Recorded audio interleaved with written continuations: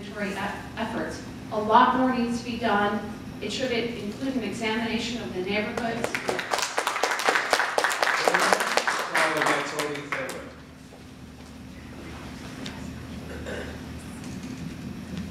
My name is Velma Henry. I've lived in the Odella Brighton neighborhood for over 50 years. And when I moved there were no sidewalks, no paved streets, but we moved there because of the space where our children could grow up and be safe and have a place to play outdoors instead of crowded apartments. And that was back in the day, but now we are a modern neighborhood. We are changing rapidly.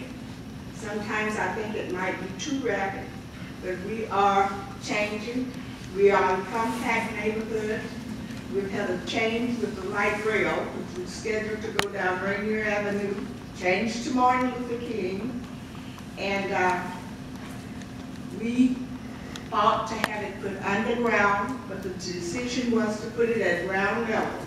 As many of you have read in the paper and saw in the news, that there have been many accidents with many loss of life since the light rail has come to down MLK. And now we come to the up zone. There are many of us older citizens who have worked to make this a good community where we can live, raise our families, and our grandchildren can play outside in safety. And we come to the up zone, and there is a chance that our property will be taken away. We will be displaced. So we think at this point of time, this is progress, and we agree with progress. We'll call a diverse neighborhood, and this is good also. Of the three plans you have presented, 1, 2, and 2 have a great high risk of many displacements. So at this time, I would ask you to consider taking the Odella neighborhood to the least displacement alternative, which is alternative 3. Thank you for your attention and listening to this matter. Thank you.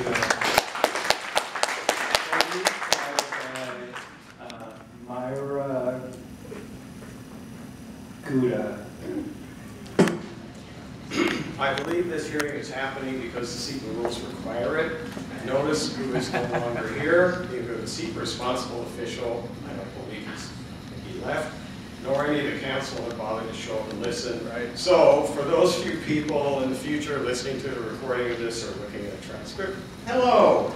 The June 8th, 2017 DEIS for the MHA Citywide Urban Village Off Zones is not an impartial discussion of environmental impacts.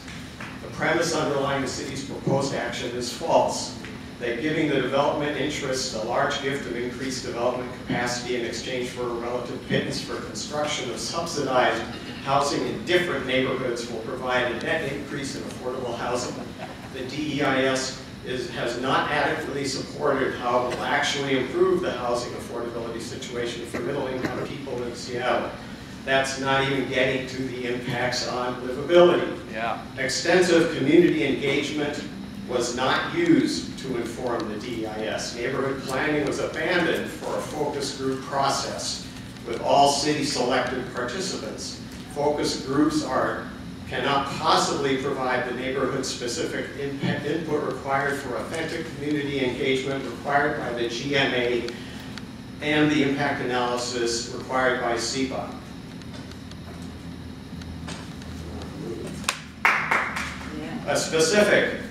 Despite repeated requests of the focus groups from many people, the problems caused by the 2010 shift from unit count limits to FAR in the low-rise multifamily zone has not been corrected. The impacts of the baseline condition are not stated, and neither of the two alternatives includes a significant fix. The DEIS analysis of impacts is deficient in numerous areas, more subject areas than I can get on in 2 minutes, in 5 seconds, or 3 more weeks. So we need an extension, please, and I request that every comment be printed in full, and that you include specific comments to each, responses to each comment. Yeah!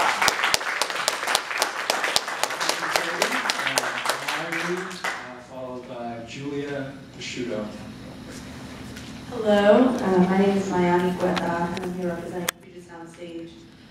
Sage has spent upwards of 10 years working to win inclusionary zoning programs like MHA, and in principle supports MHA. And we also believe that we won't truly solve our housing crisis unless we both center outcomes on displacement and ensure that communities most impacted by displacement are actually the ones driving the policy solutions. So communities of color and low-income communities. We organize the South Core Coalition, which is comprised of over 20 community groups in the Rainier Valley, organizing for a shared vision of community-controlled and inspired development. And since 2013, South Core has worked to ensure that land use policies and public investment directly benefit communities of color and low-income communities. We have seen that the impact of speculative real estate due to the light rail investment in the Rainier Valley has disproportionately displaced communities of color, which is why we're quite dismayed by the draft DEIS's failure to recognize the full impact, the in fact very much racialized impact of displacement, and therefore on a fundamental level, any conclusion based on the document's current analysis will certainly further uphold systemic and institutionalized racism. As a multi-issue organization, we draw the connections between displacement, good jobs, and climate change resiliency. We are also deeply concerned about the lack of analysis of the impacts of the draft DEIS on cultural displacement. Cultural institutions play a vital role for a community in crisis, whether it's a climate event, community trauma, or an economic crisis. These institutions serve as the glue that help communities thrive in place. So without fully documenting the potential for cultural displacement, this analysis fails to fully account for the displacement impacts of the proposed plan. Please look out for a letter from Puget Sound Sage and South Core detailing our analysis and feedback on the DEIS. We hope you'll consider the critical racial equity pieces that are currently missing from the document. Thank you. You're here. Julia, followed by Amanda Sawyer. Good evening, my name is Julia Prosciutto, and I'm also here representing Puget Sound Sage. Like Manny said, we worked over the last year to help pass a mandatory housing program in Seattle as a tool to capture the value of increased property values and growth. We're still working on our analysis of the DEIS alongside our community partners, but we already recognize several key gaps in the analysis, one of which Miami spoke to. We believe that limiting growth in areas of high displacement risk does not in and of itself mitigate displacement risk. Over the course of the last year, we've repeatedly provided requested feedback to OPCD on how to incorporate an anti-displacement framework into the MHA rezones, the citywide rezones, but the EIS doesn't reflect this feedback. We believe that a growth framework that says either we do grow places with high displacement risk or we don't is too limited. Communities of color and low-income communities deserve to be invested in as long as it's not at their own expense.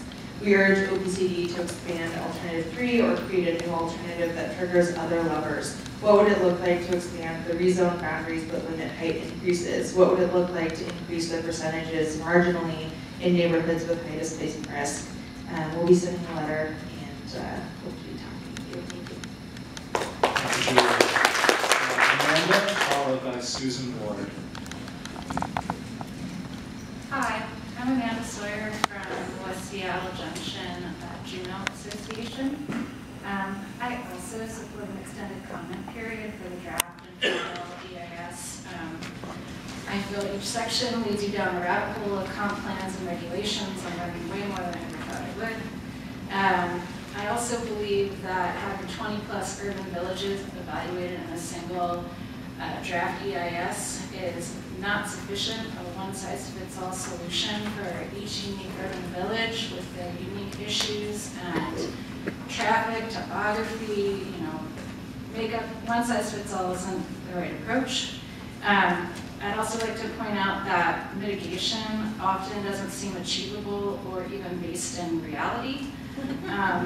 For example, design review in the land use section is noted as a tool for mitigation, and design review process is being changed to exclude a lot of LR projects from design review, lower community input. So that is a mitigation tool for the community isn't relevant. Open space mitigation is to ask developers to impose impact fees, asking them to put public open spaces in their development projects. And these are the same developers that don't have enough money to provide more than 2 or 7 or 9% of affordable units. So I don't think that that's really plausible. They're going to put a public open space in their projects. And affordable units in our urban villages touted throughout mitigation, and there's no guarantee that affordable units will remain in the urban village, and to me that isn't a community. Please do look at individual urban villages and their unique issues. Please come up with real mitigation solutions. After all, real people live in these urban villages, not hypothetical ones. Yeah. Thank you.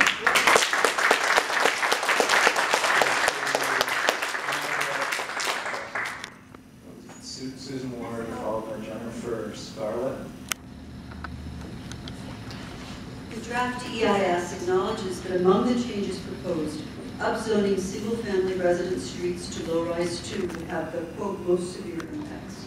However, a few pages later, it finds that the impact on the one and only street in the Northgate Urban Village that is in this situation would only be moderate. That's the street we live on. There is nothing moderate about upzoning one side of a residential street to LR2. The population would increase 400%. There's no room for even 12 more vehicles to park, and traffic and parking problems on this narrow street would increase exponentially. But no data appear in the EIS for street parking in the Northgate Urban Village. Most of the residents on the upzone side of my street are renters, and all would should likely be displaced because their affordable housing would disappear. Over half of these renters are people of color. One of MHA HALA's guiding principles is to provide transitions between vastly different sizes and uses of building. Currently, our street provides this transition. Both sides of the street are houses with yards. Directly behind us to the east are low-rise and high-rise apartment buildings and condos, with commercial buildings east of them. Between these multiplex buildings and the single-family houses are backyards, a green belt of trees and green space. This transition would be destroyed by rezoning. Instead, 40-foot-high, 4-story boxes would completely fill lots, facing and alongside houses. The effect is neither gradual nor moderate. It would be abrupt and severe. The EIS says a possible mitigation method is to amend zoning regulations in urban villages to explicitly address transitions to surrounding areas, particularly single-family residential areas adjacent to urban village boundaries. Amend the EIS to reflect the severity of changes proposed to streets like mine, half on the inside edge of the urban village and half outside. The eastern half of 103rd to 105th Waterford North should not be rezoned low-rise. Keep it single-family housing or zone a residential small lot, just as HALA did for a street on the northeast edge of Northgate. Thank you. Thank you, Susan. Jennifer, followed by Penny Hoking.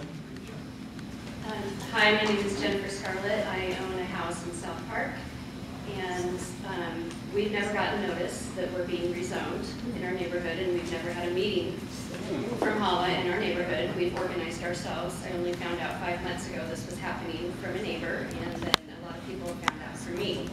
The Hispanic community is having a meeting tonight to organize about this because they just found out. And we need to extend the comment period on the EIS because they don't know and they have the right to give input. I think it's very important. I have an issue with the study used to gauge displacement that uses the Tenants Relocation Assistance Ordinance. A lot of people do not qualify for that, and they are being displaced, and they're not going on record. So using those numbers is not adequate. We need a better study. The study on apartment buildings adding affordability of apartment buildings over 20 units doesn't apply to South Park. We don't have any apartment buildings that big in our neighborhood. Design review won't, low-rise 1 and low-rise 2 won't qualify for design review, and that's the main mitigating factor in the EIS, and it will no longer qualify after the amendment. So I also feel like any proposed mitigating factors need to be removed from the final EIS because if it's proposed, that's not a reality, that's a dream. It needs to be rule of law when it happens, when it's voted on. I would also like to know why I will have 11% MHA requirement on my property in South Park when South Lake Union has a 2% MHA? Oh, good question. The two action alternatives are too similar. I think they're the same. There needs to be an action alternative that does not include an actual upzone, possibly a real estate investor's tax to reduce speculation. Followed by DEIS Oberg.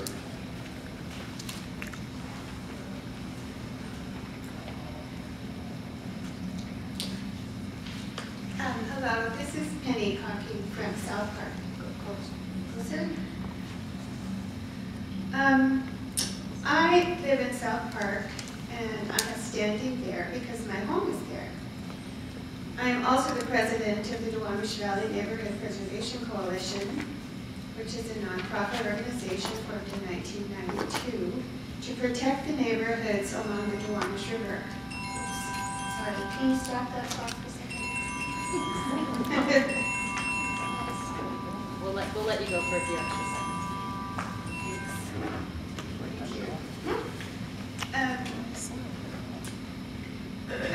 So we also have standing if there is any possible legal action later. I want to talk about the EIS, the environmental part of the EIS. And I also want to talk to you about South Park and what has happened in South Park.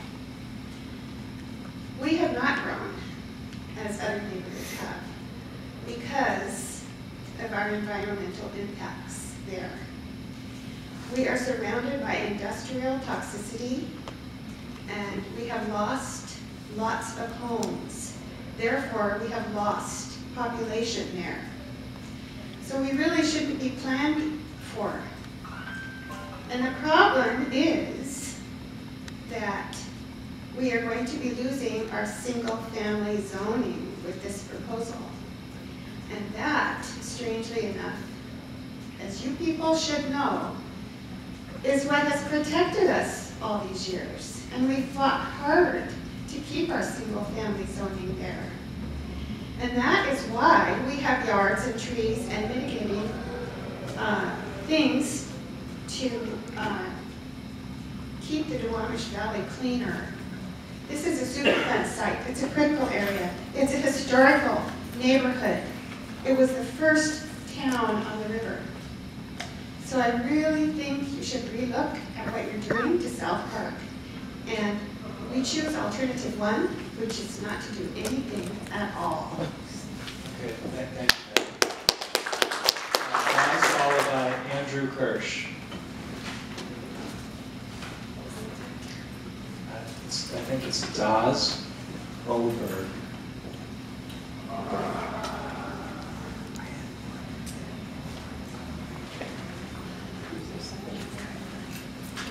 The last name is clearly Oberg. I have trouble with the first name.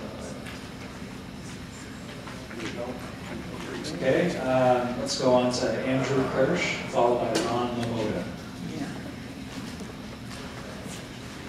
Good evening. My comments are about the tree canopy calculations. Can't hear you, I'm sorry. Sorry, better? So my comments are going to be about the tree canopy calculations in the biological resource section.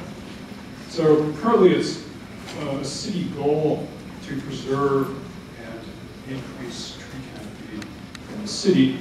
There are a number of what I think are clearly false assumptions made in the DEIS that affect their assessment of what the impact of how it will be on tree canopy loss.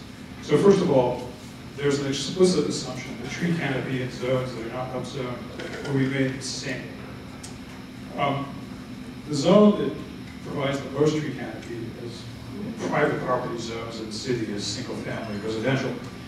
Elsewhere in the DEIS, it's stated that about 30% of demolitions in Seattle are now in single-family zones, because these are generally projects where a very large house replaces a small house. You have permanent removal of potential canopy replacement space. Second, the low-rise canopy, or all the canopy zone calculations for existing canopy were made using LiDAR and there are averages over entire zones. Okay? This is highly misleading. So I live on Capitol Hill.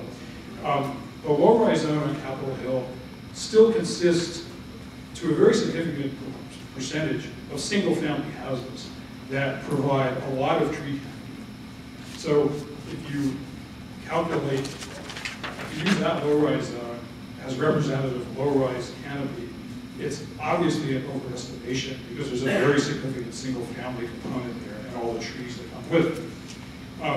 Another assumption that's made is that old low-rise development, as you see on Capitol Hill, which consists of apartment buildings that have setbacks that are large enough to contain significant trees, or courtyards that contain trees, are representative of current and future low-rise development, and that is not true at all. So we now have row houses on Capitol Hill, which provide very little setback, not enough for significant trees, and obviously no space in between. Thank you, Andrew.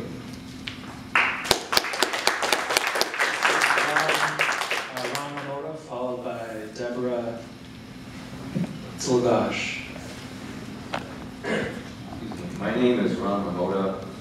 I'm very concerned about the proposed rezones and the impacts that they will have citywide. I feel, however, Alternative 3 can best address these concerns.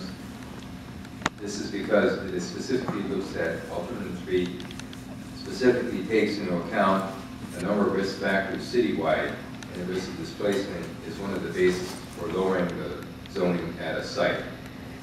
I live at the Othello Urban Village, and the risk for displacement has been determined to be very high. And this applies to me as well. I am very likely to be displaced. The largely immigrant community would be the hardest hit because homes at Othello are already valued far less than any other parts of the city. So they will have no other place that they can go, they can afford to go. This includes also lower incomes, non-English speaking skills, less education will mean making it anywhere else an extreme hardship. I do agree with, again, Alternative 3, that does recommend, because of the risk for displacement, downsizing the expansion area. The MHA suggests LR1, and the Alternative 3 reduces it to RSL. The expansion was further east of 46, but according to Alternative 3, it is limited at 46. Also on 44th, the RSL goes 1/2 block west. I strongly encourage the city to select Alternative 3 as a preferred alternative. I appreciate the city's efforts to reduce the risk for displacement in determining how zoning is to be applied. Thank you very much for your consideration. Thank you. Deborah, followed by AJ Honore.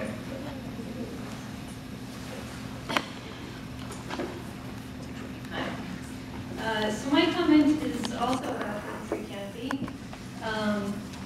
There are a lot of assumptions going into the estimates for tree canopy loss that just seem very implausible to me.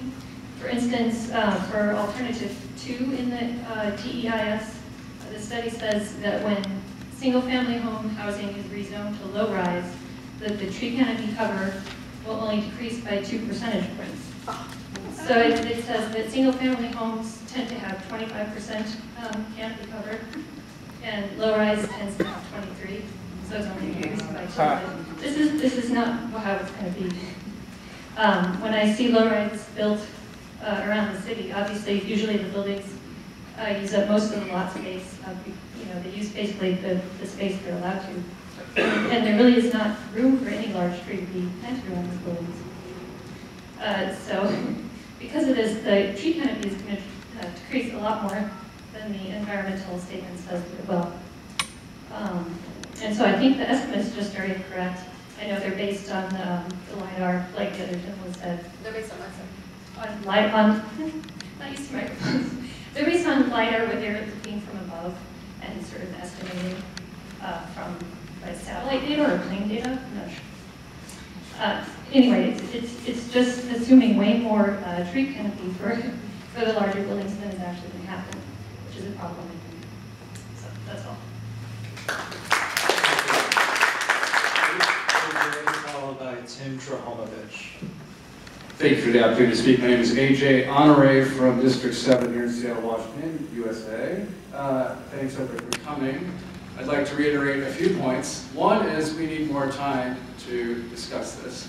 It seems like this whole timeline is something of a foregone conclusion. And one thing that I'm sitting here listening to folks, I'm hearing a lot of pissed off people. I don't know, put words in your mouth.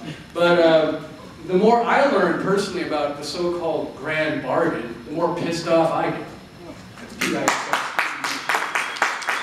Grand giveaway is what I hear when somebody says, especially an official or somebody who works in the city, the grand bargain. I think, oh, no. The grand giveaway, if you please. Here's the question, where are our officials? Somebody said that before. I mean, we've got some city employees here, but I don't see the mayor. I don't see anybody from districts 1 through 9 here. Maybe they're hiding in the back because they're afraid of Alex. No, he's not here anymore. So with regard to the environment, we've had some comments about the tree cover. Clearly, the 25 to 23% change, that's garbage. That's a lie. We all know that. Development is inherently anti-environment. If you're looking at the environment as something that we'd like to, not pollute. Some of us live on Superfund sites. For instance, there's a market rate development going up where I live in Belltown. It sits atop what would be classified in some states as a Superfund site. There was a tiny sign that said that to the effect. It's like, don't eat the dirt, it's poisonous. So that extends all over the place, right? Anytime we're building a new building, how much in the way of fossil fuels are we burning? How much in the way of materials are we bringing in from out of state, out of country, and so on and so forth? This new development on its face is anti-environment. I don't have enough time to say everything, but I'd like to reiterate those comments or reemphasize those comments with regard to the lack of cultural environment. Where does the cultural environment go with these alternatives that you've placed before us? Thank you. Thank you. Followed by Tommy Bates. Good evening, my name is Tim Trapinovich. I'm the Director of Planning and Law for FutureWise. We're a statewide nonprofit organization that works to make cities and towns great places to live and to protect our farms and forests for this and future generations. Thank you for the opportunity to comment on the draft DEIS. We will be preparing written comments in more detail. Tonight I want to speak to the preferred alternative. We strongly recommend that the preferred alternative include all areas within a 10-minute walk shed within urban villages. The investments that we have made and are making in transit are very significant and have the potential to reduce greenhouse gas pollution, to increase housing affordability, and to increase people's ability to live in areas where they can easily access jobs. So again, we would recommend that the preferred alternative include all areas within a 10-minute walk shed. And as I said before, we're going to provide more details later, and thank you for the opportunity to comment. Thank you, Tim. Tommy Bates, followed by Kim Barnes. Hi, and I would like to request more time. I've looked through the documents as best I can after work, but feel like we need to extend the time deadline by 2 to 3 months at least. I feel like the EIS needs to look more closely at the impact on each urban village. They're all very different. To be equitable, urban villages receiving significant development need to receive far more attention in an environmental impact statement. I don't think they should all be lumped into one environmental impact statement when they're so different. And the EIS presumes in many places that the change is gradual. It states there'll be moderate impact because the change will be gradual. We see whole blocks going down at the same time. There's no evidence that the change will be gradual. The EIS needs to address directly the pace of this change and how this affects the actual impact on these neighborhoods. The evaluation needs to include a high, medium, and low pace in terms of time. So that it properly reflects what's actually going on. And so long as you have speculative developers out there and the kind of profit margins they're making, you can anticipate that pace will make for a severe impact. Another thing I think is a flaw in the environmental impact statement is it relies on existing codes, ordinances, and procedures to mitigate impacts and protect people of Seattle from the severe impacts. These ordinances are in many cases ineffective, they're antiquated, and they've needed revision for many, many decades, some of them. Tree protection is one example, the noise ordinance is another example. There's also oversights in the EIS. I looked for what the energy impact of focused development like you've got would be. I found only 2 short paragraphs which are listed as mitigation. There wasn't anything on actual impact. The mitigation said we have a program called benchmarking, which is basically an information and documentation program. It's nothing to do with impact. We have energy codes for new construction, and that is what was listed for energy impact, which is like less than 2 paragraphs. There's also other impacts, toxics released when you tear up old houses. Yeah. The development next to me will release 15,000 cubic feet of soil that are contaminated with benzene, have to be hauled out. When you do that, and you do that in 3 or 4 buildings along the same block, you've got significant impact due to the synergistic effect of putting all the development in one place. Thank you, Tanya. Okay.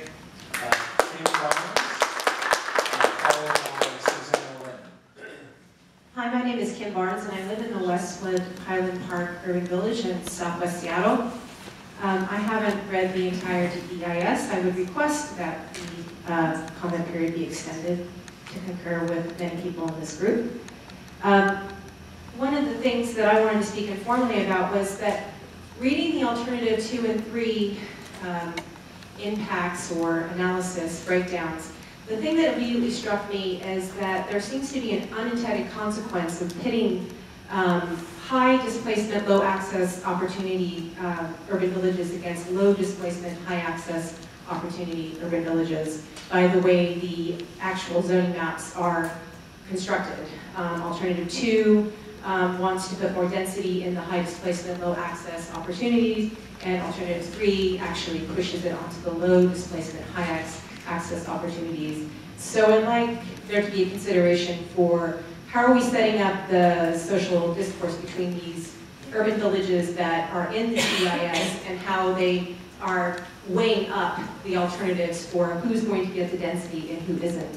As a resident of Westwood Highland Park, I can tell you we're on the south margin of the city, and the urban villages that live on the south margin and the north margin, you know, are being proposed in alternative 2 to take high density, but at the same time, we're not getting the infrastructure investment. We haven't had capital investments for 20 years in our area. Yeah. So how are we going to take that type of high density when we don't have the sidewalks and also the other infrastructures that we need to be able to deal with that density?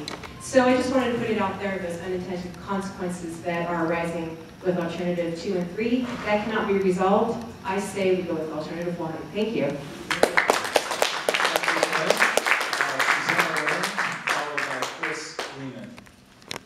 Hi, my name is Susanna Lynn. I'm speaking on behalf of the Seattle Displacement Coalition. We will be submitting more detailed written statements soon. But today we want to make it very clear how extraordinarily disappointed we are with the lack of quality and the lack of adequate or accurate information contained in the draft environmental impact study. It does not offer a true alternative, just MHA this way or MHA that way. There should be a true alternative to MHA that limits or manages growth. For example, a true alternative, one idea could be you could downzone downtown so the base height was 2 stories. But if a developer wants to build 50 stories, they would have to participate in a voluntary zoning program, and you could require affordable housing be built on site.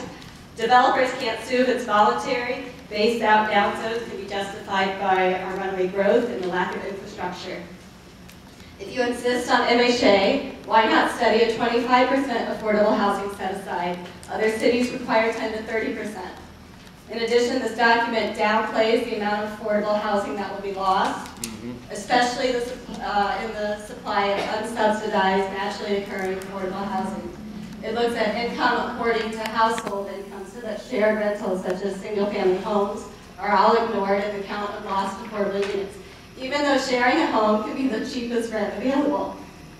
It fails to adequately measure the effects of upzones and displacement on our growing homeless epidemic. The mitigation strategies are minimal. It should include one for rent replacement and establishing a fund to buy at-risk affordable buildings. Alternative 2 and 3 pit neighborhood against neighborhood.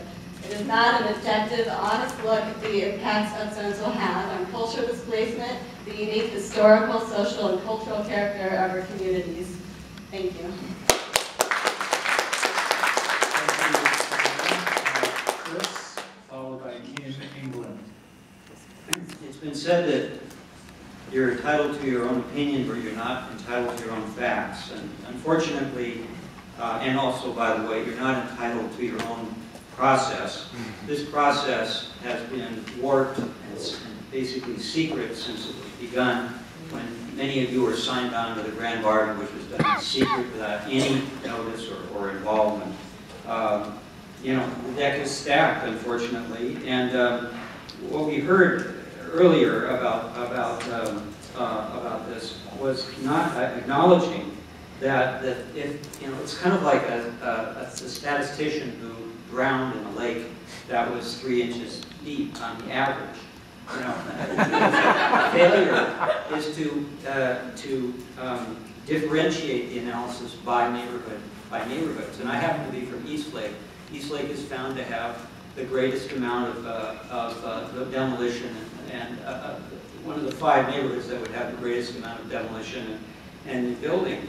And you know, unfortunately, you have not taken our advice, and it's really what you should be doing is differentiating it. That's the whole idea of neighborhood planning. Neighborhood planning is being basically trumped by this MHA process, and I use that word advisedly. Yeah. I mean, you know, neighborhood planning is how it should be done. This EIS is completely the opposite. And if you do look carefully at what is happening in each neighborhood, and it's going to be a very different result. And I'll just give you a couple of quick examples. I mean, you know, and HALA is referring to affordability, but it's not really affordability. It's affordability to people who are at the lowest level of income. The middle class is being devastated in our city, and especially in our neighborhood and a number of the others. And there's nothing in this analysis that really acknowledges that and deals with it. And you know, you have to go back and take another look at it. And finally, in terms of livability, HALA, the L in HALA means livability. There's nothing to improve livability in this. And you know, if anything, the EIS documents this. Start over and make HALA be truly equivalent, and in which affordability is concerned for all people and livability is concerned. But you're ignoring both. Thank you.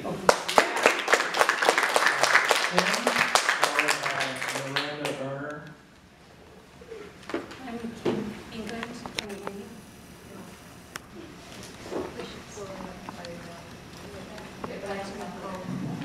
Nice. Okay, now I feel like I'm talking to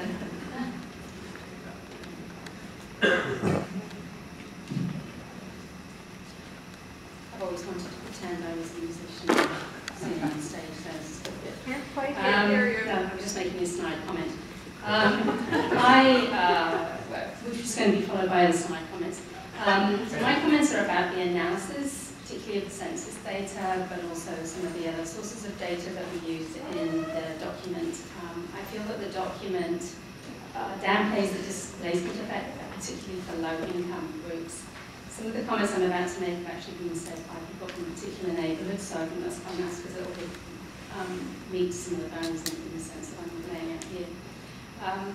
I feel like the analysis is, to the extent I was able to look at it, because I didn't feel like I had a lot of time to look at it, did not accurately or adequately break out and study what specifically happened to very low income households in the high growth census tracts.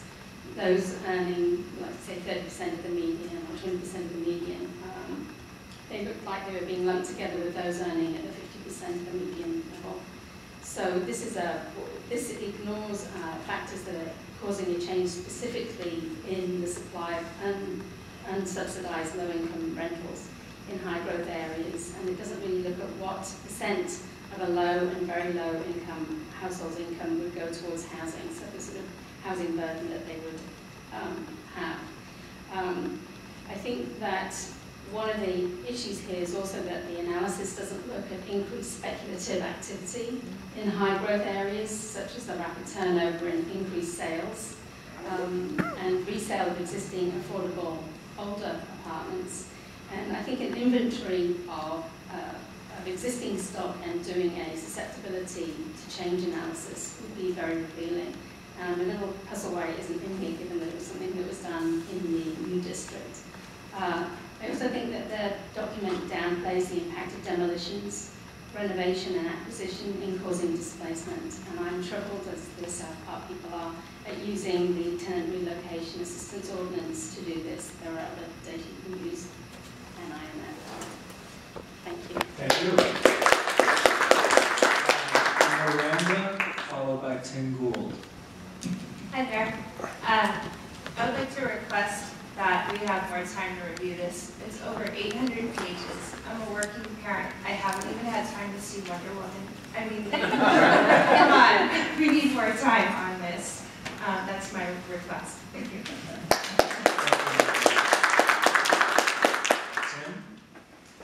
Who has seen Wonder Woman?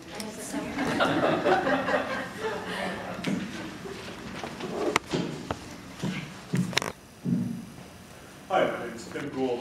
I'm here speaking as a resident in Wallingford.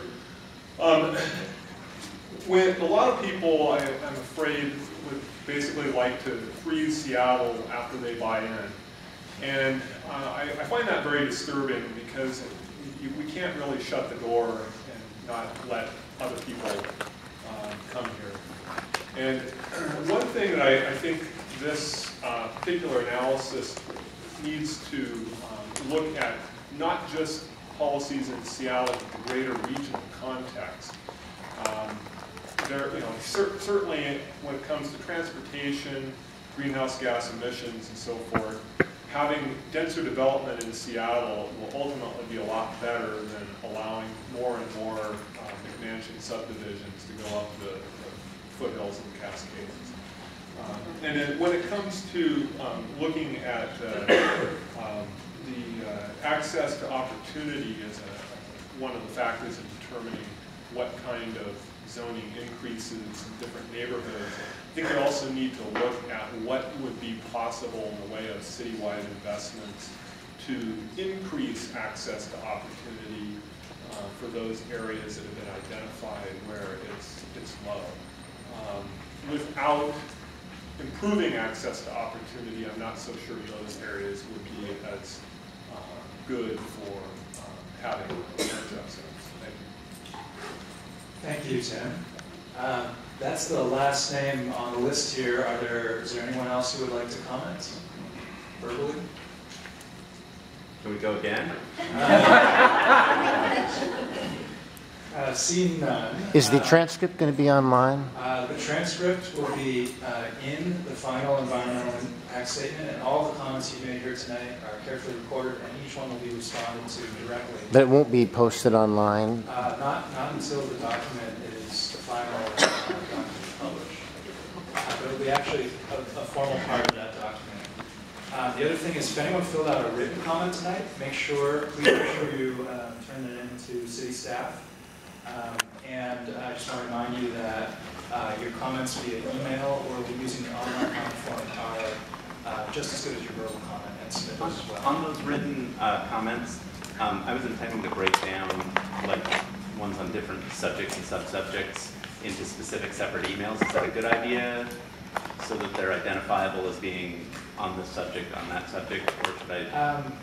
Really, however you want to do it, I would recommend using the online comment form, which already breaks it down into the different elements in the environment. Do we get a record of that? Do I get a a CC email, because otherwise, if it doesn't show up in the EIS, I can't say I submitted it because I was just submitted it through a web form. Whereas if I send you an email and I CC myself, I've got a record of it, right? Yeah, I can tell you that we're carefully keeping records of all comments, so there would be a record of it. If you want to, for that reason, submit it by email, that's just fine. Okay, thank you. Jeff, who's making the call on an extension? The secret responsible official, who's our director, Sam Seifa, would make that call, and we've heard numerous requests, and at this time we expect to keep the deadline, but we are listening to those requests and it's being considered. Thank you. Can I get your name again? Oh, that was Deb Parker. So thank you all for being here, lots of really good comments, and we look forward to addressing that. Can you ask anyone who's willing to provide their statements? If anyone brought their comments written, if you could provide a copy for us, it would help to make sure that we document it accurately. Thank you. What's your email? We'll send it to you. Yeah, thank you so much.